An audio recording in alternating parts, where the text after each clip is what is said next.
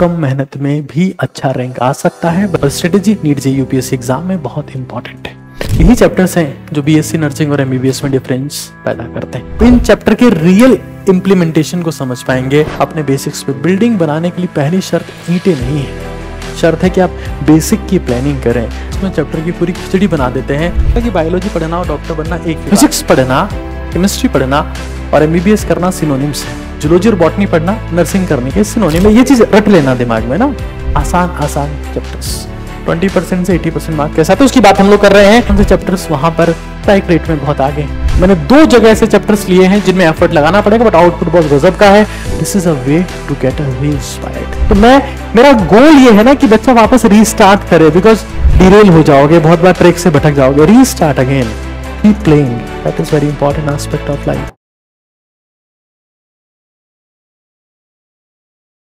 साथियों, ऊपर आका है और नीचे आपका काका है। आज हम बात कर रहे हैं उस खजाने की जो डिसाइड करता है कि आपका कम मेहनत में भी अच्छा रैंक आ सकता है, बशर्ते आप चीजों को दिमाग से समझें। देखिए, युद्ध में स्ट्रेटेजी हमेशा ज्यादा इंपॉर्टेंट होती है बजाय लोगों की संख्या से जो आपके लिए मरने को तैयार है। और strategy NEET JEE UPSC exam में बहुत इंपॉर्टेंट है।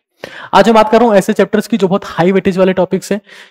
फिजिक्स, केमिस्ट्री, जूलॉजी, बॉटनी सब में बात करेंगे और इंश्योर करेंगे कि आप कम से कम उन चैप्टर्स को कर लें, बिकॉज यही चैप्टर्स हैं जो बीएससी नर्सिंग और एमबीबीएस में डिफरेंस पैदा करते हैं।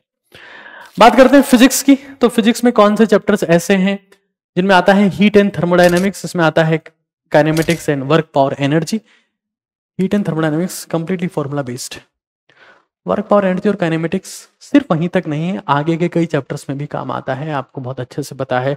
इलेक्ट्रोस्टैटिक्स में काम आएगा, मैग्नेटिक इफेक्ट ऑफ करंट में भी काम आएगा। और वर्क पावर एनर्जी तो कहीं ना कहीं घुस ही जाता है कि टोटल एनर्जी हमेशा कंजर्व होती है। सेमीकंडक्टर्स, रटे रटाए सवाल, फिक्स फॉर्मूला बेस्ड सवाल हर बार आते हैं।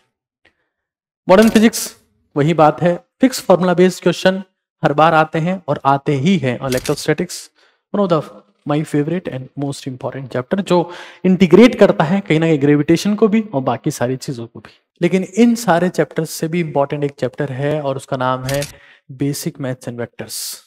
अगर आपको लगता है कि आप सिर्फ ये चैप्टर कर लेंगे, रट लेंगे, फॉर्मूलाज याद कर लेंगे तो आपका सिलेक्शन हो जाएगा, बहुत बड़ी गलतफहमी है आपकी। बेसिक मैथ्स और वेक्टर जाने बिना आपका कभी सिलेक्शन नहीं हो सकता, ना आप इन चैप्टर के रियल इंप्लीमेंटेशन को समझ पाएंगे।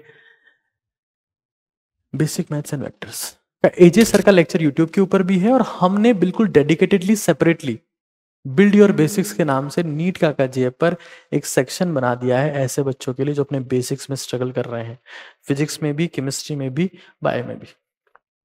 और उस सेक्शन में हमने कुछ किया ऐसा है कि पढ़ाया ऐसा है कि बेसिक बिल्ड होता जाए और साथ में DPP they the, and that is completely free. 60 घंटे के आसपास का वो कंटेंट है जो उस कंटेंट को एक ग्रेट कंटेंट बनाता है और हेल्प करता है उन बच्चों की जो बेसिक से सीखना चाहते हैं। बच्चे ऑनलाइन पढ़ रहे हैं, ऑफलाइन पढ़ रहे हैं, हर बच्चा स्ट्रगल कर रहा है, बेसिक ही क्लियर नहीं है। बिल्ड योर बेसिक्स नीट का जी ऐप के ऊपर। और वो आप नहीं करेंगे तो ये तो सिर्फ एक बहाना है कि मैं इसके फॉर्मूला रट लूंगा तो हो जाएगा, नहीं होगा। But these are the chapter जिन पे फोकस करना है, लेकिन फोकस करना है अपने बेसिक्स पे। बिल्डिंग बनाने के लिए पहली शर्त ईंटें नहीं है, शर्त है कि आप बेसिक की प्लानिंग करें। ताजमहल बनाना चाहते हैं लेकिन जब तक बेसिक पे काम नहीं करेंगे ना आप आईफिल टावर बना पाएंगे ना ताजमहल।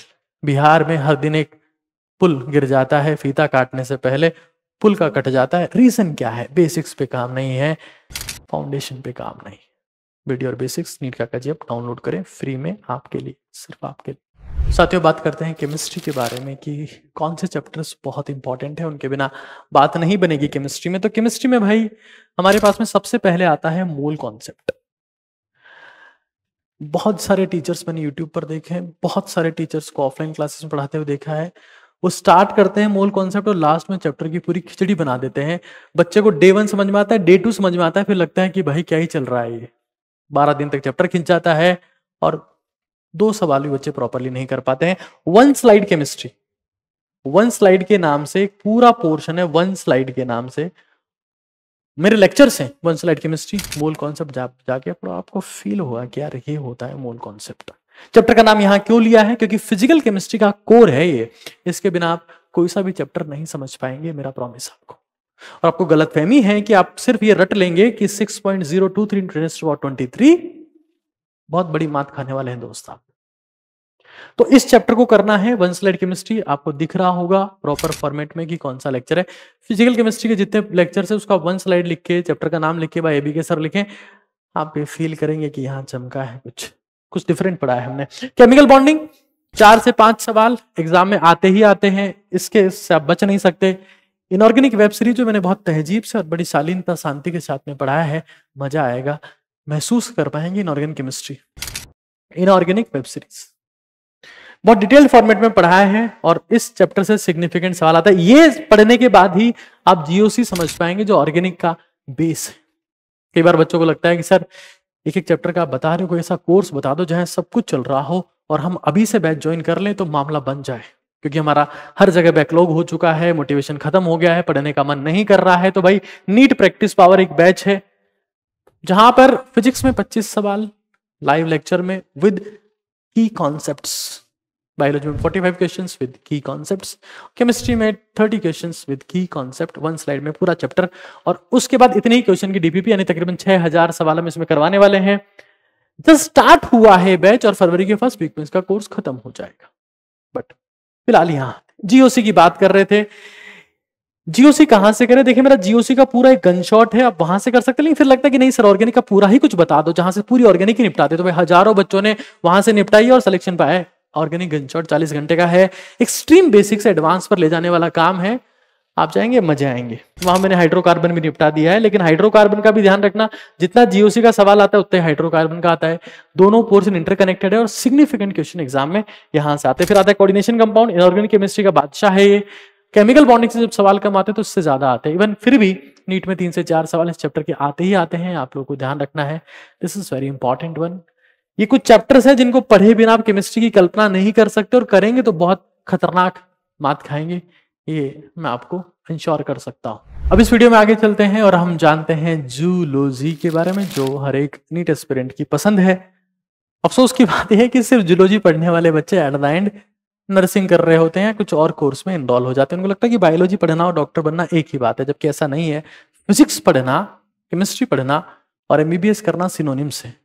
जूलॉजी और बॉटनी पढ़ना नर्सिंग करने के सिनोनिम है। ये चीज रट लेना दिमाग में ना, ये चीज रट लेना कि हम इतने घंटे पढ़ के क्या पढ़ें, हमने तो बायोलॉजी फटाक से हो जाती है। तो भाई 12 घंटे में वो फिजिक्स केमिस्ट्री पढ़ते हैं। टॉपर्स की बात कर रहा हूं। जूलॉजी की बात करते हैं। सबसे पहले animal tissue, one of the finest ever chapter. तकरीबन 4 सवाल इस चैप्टर से आता है। एक्सक्रीटरी सिस्टम, ये हाई वेटेज टॉपिक है। लोकोमोशन, मूवमेंट, रिप्रोडक्शन, मतलब वो चैप्टर मैंने लिए हैं जो हाई वेटेज तो है ही, आसान भी है। हाई वेटेज टॉपिक तो रेओप्टिक्स भी है। सर आपने क्यों नहीं लिखा है यहाँ पे? क्योंकि टफ है भाई। आसान चैप्टर्स 20% से 80% मार्क कैसा था उसकी बात हम लोग कर रहे हैं। रिप्रोडक्शन एंड रिप्रोडक्टिव हेल्थ 7 सवाल आते हैं। Microbes in human welfare, significant सवाल यहां से आते हैं। जूलॉजी के चैप्टर आसान भी हैं और महान भी हैं, क्योंकि आपको सिग्निफिकेंट मार्क्स इन चैप्टर से मिलने वाले हैं। आप रट लेना, ये चैप्टर बहुत बहुत बहुत बहुत इंपॉर्टेंट है, जिंदगी के लिए भी और एंट्रेंस एग्जाम के लिए भी, है ना। This is very important. 7 सवाल आते हैं, तकरीबन 28 नंबर का ये आपका पोर्शन बन जाता है। यहां आपने देखा, मैंने बातें आपको समझाई कि ये जीओसी ऑर्गेनिक का बेसिक है, फिजिकल का बेसिक है, इनऑर्गेनिक का बेसिक है। मैं बातें वो बता रहा हूं जो आपके काम के। फिर कई बार लगता है कि सर जूलॉजी में पढ़ तो लिए हैं सर, कॉन्फिडेंस नहीं आ रहा है क्योंकि बढ़िया सवाल नहीं बना पा रहे सर। वो पुरानी किताबें हैं, वहां से कुछ मजा ही नहीं आता है, कुछ नया रस नहीं आ रहा है जीवन में। एनसीईआरटी वर्ड टू वर्ड उसका एक परफेक्ट सॉल्यूशन है। एनसीईआरटी वर्ड टू वर्ड में zero to hero, hero to super hero और बाहुबली सवाल जैसे अमेजिंग सवाल दिए गए हैं, जहां पर वो आपके एनसीईआरटी की इन डेप्थ नॉलेज को चैलेंज करता है और चेक करता है कि वास्तव में इंसान डॉक्टर जैसी बारीक नॉलेज रखता है या नहीं रखता। NCERT word to word physics, chemistry और बायोलॉजी तीनों का आता है। 5-6 किलो की किताबें हैं और अमेजिंग है। आप एक चैप्टर सॉल्व करेंगे, आपको मजा आ जाएंगे। अमेज़न फ्लिपकार्ट पर आपका रिटर्न का ऑप्शन भी होता है, एक बार आप ट्राई करें मेरे कहने पर। अगर आपको पसंद आए तो आप रिटर्न कर दें, but they are most amazing books created for NCERT based practice. अब आगे चलते हैं, बात करते हैं बॉटनी की कि कौन से चैप्टर्स वहां पर स्ट्राइक रेट में बहुत आगे। मैं फिर से रिपीट कर देता हूं, उन चैप्टर्स की बात कर रहा हूं जो हाई वेटेज है और कम से कम एफर्ट वहां पर लगता है। के लोगों को लगता है मूल कॉन्सेप्ट तो बहुत टफ है। भाई करो एक बार वन स्लाइड केमिस्ट्री से पता लग जाएगा। ये भी दूध का दूध पानी का पानी हो जाएगा कि कौन से टीचर वास्तव में टीचर्स हैं और कौन से टीचर्स टिकटॉकर्स हैं। खैर आगे चलते हैं, बॉटनी की बात करते हैं हम लोग। बॉटनी में हमने प्लांट किंगडम, राजा है, 5 सवाल यहां से आपको नीट एग्जाम में देखने को मिलते हैं। बात करते हैं हम लोग प्लांट फिजियोलॉजी, भाई टफ एफर्ट वाला चैप्टर मैंने ले लिया है, मैं इसको इग्नोर नहीं कर पाया। मैंने कहा इतना कितना आसान पढ़ोगे, यहां एफर्ट देना पड़ेगा, लेकिन सवाल आएंगे तकरीबन 15 सवाल। इस मतलब 60 नंबर का चैप्टर है ये, नीट एग्जाम को देखा जाए तो। बायोटेक्नोलॉजी 12, पूरी यूनिट की बात कर ले रहा हूं, 12 सवाल, 11 से 12 सवाल यहां से आते हैं। एक सिग्निफिकेंट पोर्शन है। Cell cycle, cell division significant portion है। और फिर मैंने ले लिया है वो चैप्टर जहां पर एफर्ट लगेगा, that is genetics and molecular basis of inheritance. मैंने यहां लिखा हुआ है clearly, effort plus plus effort plus plus, तकरीबन 13 सवाल इस चैप्टर से नीट एग्जाम में आते हैं। मैंने 2 जगह से चैप्टर्स लिए हैं जिनमें एफर्ट लगाना पड़ेगा, बट आउटपुट बहुत गजब का है। बाकी सब जगह वो चैप्टर्स हैं जहां पर एफर्ट भी कम से कम लगेगा और आउटपुट भी आपको शानदार मिलेगा। देखिए, स्ट्रेटेजी वीडियोस आंख बंद करके फॉलो करने होते हैं क्या? ये बात सही है क्या? आई डोंट नो, बट ये बात सही है। This is a way to get reinspired. मैं फेक इंफॉर्मेशन और फेक मोटिवेशन में बिलीव नहीं करता, but if you see this kind of content it reinspire you कि चलो सर ने बोला है कि यार कम से कम ये चैप्टर तो कर लो। समझ रहे हो ना आप?